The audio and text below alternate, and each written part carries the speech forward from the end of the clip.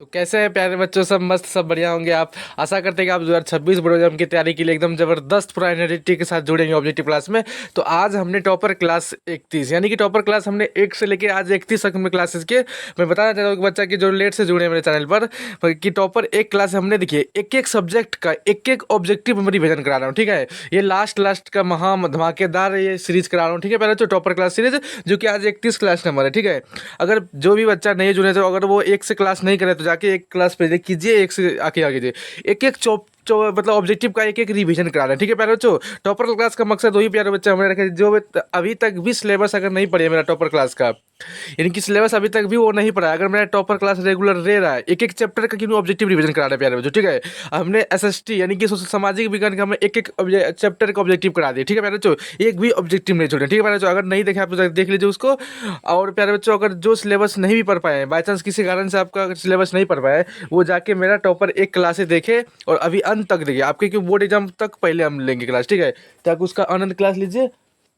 उसके बाद प्यारे बच्चों, जो भी बच्चा सिलेबस अगर पढ़ के मेरा टॉपर क्लास ले रहा है उसको टॉपर बनने से कोई नहीं रोक सकता, क्योंकि बच्चा लास्ट में उसका सब एक एक रिवीजन हो जाएगा। ठीक है प्यारे बच्चों, बिल्कुल फ्री में आपका हमने एक एक चैप्टर का ऑब्जेक्टिव करा रहे हैं प्यारे बच्चों। ठीक है, तो आज हमने लिए हैं टॉपर क्लास 31 के माध्यम से जो चैप्टर नंबर है हिंदी का। ठीक है, आप लोग में वोटिंग कराई थी तो हिंदी बोले सर हिंदी प्लीज सब चैप्टर करा दीजिए, तो हिंदी का ऑब्जेक्टिव लेकर आए। दूसरा चैप्टर है 20 के दांत, हमने इससे पहला चैप्टर करा दिए। ठीक है, तो 20 के दांत का जो पहला ऑब्जेक्टिव है प्यारे बच्चों की, पहला है कि लर्निंग। अगर आप चैनल पर नए जुड़े हैं तो जरूर चैनल को सब्सक्राइब करें, ऑल बटन पे रखें, क्योंकि आपके लिए डेली ये क्लासेस आती है शाम 8 बजे। ठीक है प्यारे बच्चों, और डेली लाइक को चैनल को सब्सक्राइब करें। ठीक है, अब आई नहीं कि ऐसे आप क्लास को नहीं रही है। ठीक है, अगला पहला क्वेश्चन है प्यारे बच्चों कि नलिनी विलोचन शर्मा की पटना विश्वविद्यालय के लिए हिंदी विभाग के अध्यक्ष कब बने हैं।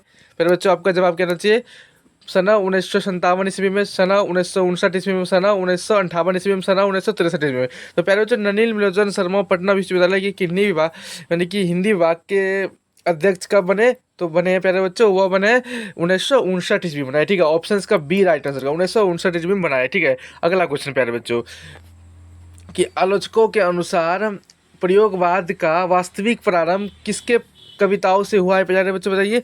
पूछ रहा है कि ये देखिए 20 का जो प्यारे बच्चों लिखा है क्वेश्चन वो नलिनी विलोचन शर्मा ने लिखा है। ठीक है, तो ये पूछ रहा है कि उस कविता का जो है यानी कि आलोचकों के अनुसार प्रयोगवाद का वास्तविक प्रारंभ किसके कविता से हुआ है प्यारे बच्चों बताइए। आज्ञा की कविता से, या रामेश्वर सिंह कविता से, नलिनी विलोचन शर्मा की कविता से, या सुमित्रा नंदन पंत से कविता। तो प्यारे बच्चों, आलोचकों के अनुसार जो प्रयोगवाद का जो वास्तविक प्रारंभ हुआ है वो हुआ है नलिनी विलोचन शर्मा के कविताओं से हुआ है। ठीक है प्यारे बच्चों, चलिए अगला क्वेश्चन प्यारे बच्चों कि नलिनी विलोचन शर्मा की रचना शैली कैसी है प्यारे बच्चों बताइए। ठीक है, ये क्वेश्चन 2026 बोर्ड एग्जाम में काफी इंपॉर्टेंट होगा प्यारे बच्चों। ठीक है, हमने वही पिक किया क्वेश्चन की जो 2009 से लेकर 2025 तक एनालिसिस करके लाए कि 2026 बोर्ड में आपको कोई दिक्कत नहीं होगा, आप फाड़ के रख दीजिए। ठीक है प्यारे बच्चों, नलिनी विलोचन शर्मा की रचना कैसी कैसी है प्यारे बच्चों बताइए। समाजवादी, मनोवैज्ञानिक, या व्यंग्यात्मक, या हास्य प्रधान। तो प्यारे बच्चों, नलिनी विलोचन शर्मा जो कहानी है मतलब की रचना शैली है प्यारे बच्चों, वह क्या है, वह है मनोवैज्ञानिक है। क्या है, मनोवैज्ञानिक। Option B is the right answer. ठीक है,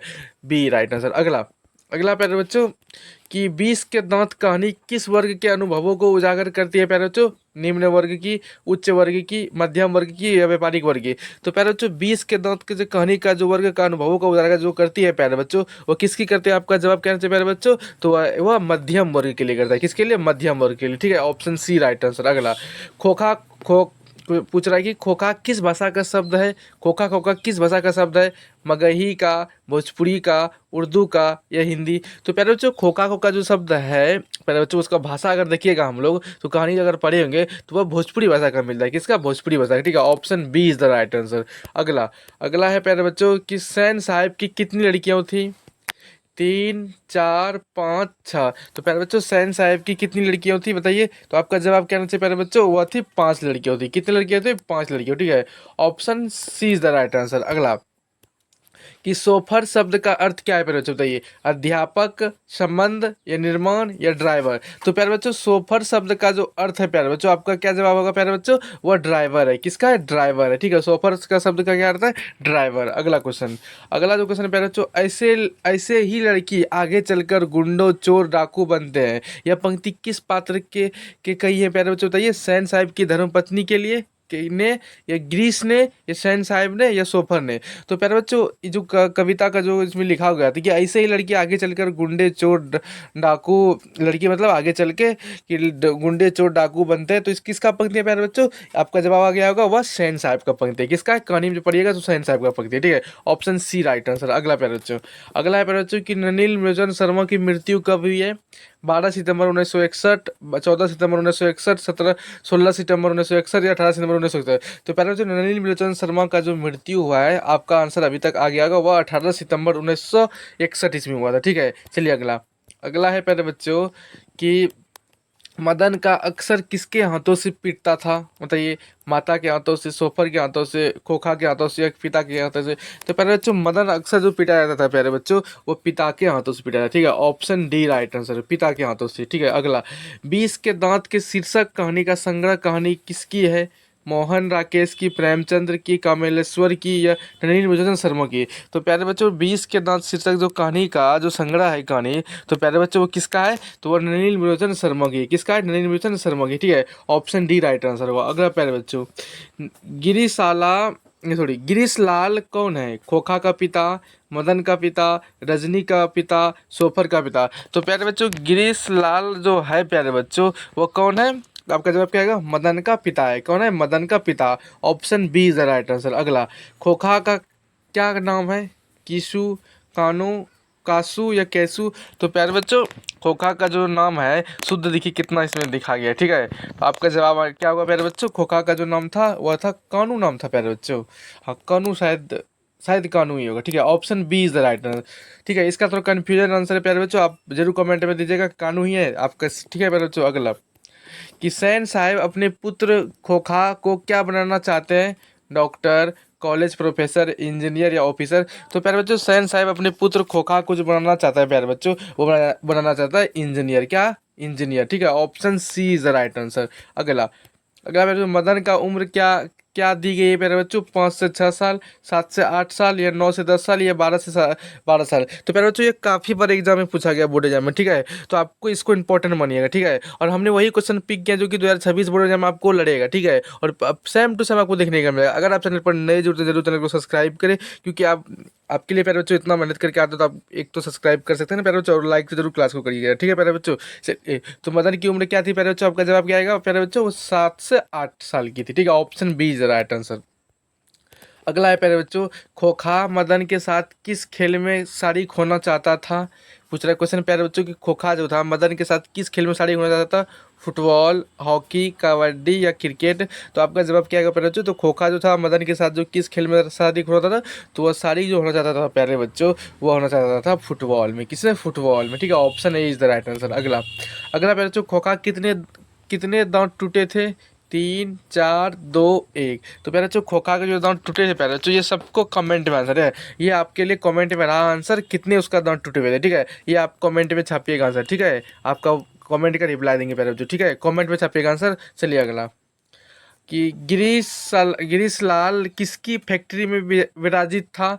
मुकुंद के साहिब की, सिंह साहिब की, पत्रकार महोदय की या कोई नहीं? तो प्यारे बच्चों ये बोर्ड एग्जाम का पूछा हुआ क्वेश्चन था, इसलिए हमने पिक कर लिए। तो क्या प्यारे बच्चों बताइए, गिरीश लाल जो कि मदन का पिताश्री था, वो किसकी फैक्ट्री में विराजित था? तो आपका जवाब क्या गया प्यारे बच्चों? वो सिंह साहिब की। किसकी? सिंह साहिब की। Option B is the right answer. अगला, अगला प्यारे बच्चों कि सैन साहिब किसके बैंक से तिल मिला उठे? गिरीश लाल के बैंक से, मुकुंद साहिब के बैंक से, सिंह साहिब के बैंक से या सोफर के बैंक से? तो प्यारे बच्चों सैन साहिब जो जो तिलमिला उठे थे वो किसके? तो आपका जवाब क्या आएगा? वो गिरीश लाल के बैंक से। ठीक है, option A is the right answer. ठीक है प्यारे बच्चों, अगला, मदन का किसका पुत्र था? मदन गिरीश लाल का, सैन साहिब का, खोखा का या सोफर का? तो प्यारे बच्चे मदन जो था प्यारे बच्चों, आपका जवाब अब तक में आ गया होगा, वो गिरीश लाल का पुत्र था। ठीक है, गिरीश लाल का पुत्र था। Option A is the right answer. अगला प्यारे बच्चों, 20 के दांत के पाठ का विधा क्या है प्यारे बच्चों? कविता, निबंध, आत्मकथा, कहानी? तो प्यारे बच्चों 20 के दांत का जो पाठ का जो विधा है प्यारे बच्चों, तो आपका जवाब क्या आएगा? वह क्या है? वह कहानी है। क्या है? कहानी है। Option D is the right answer. ये कई बार बोर्ड एग्जाम में भी है, इसको लगा लीजिए, कई बार बोर्ड एग्जाम में पूछा गया क्वेश्चन। ठीक है, तो प्यारे बच्चों अगला प्यारे बच्चों है क्वेश्चन कि सैन साहिब की कार की कीमत क्या थी? ये भी क्वेश्चन पूछा है।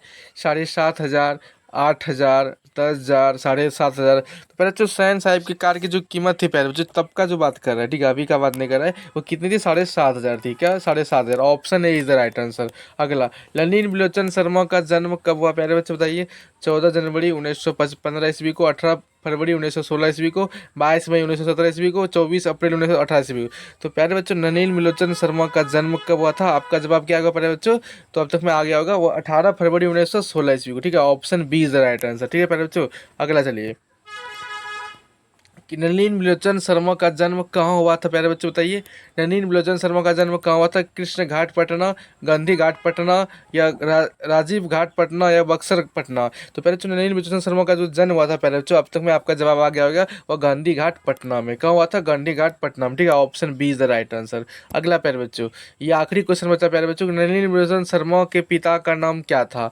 पंडित मृत्युंजय शर्मा, पंडित कृष्ण वल्लभ शर्मा, पंडित दयाशंकर शर्मा, पंडित गणेश दत्त शर्मा? तो पहले जो अनिल बिजन शर्मा का जो पिता का नाम था वह था पंडित मृत्युंजय शर्मा, ठीक है, option A is the right answer. इस प्रकार हमने हिंदी का चैप्टर 2 समाप्त किया, ठीक है बच्चों।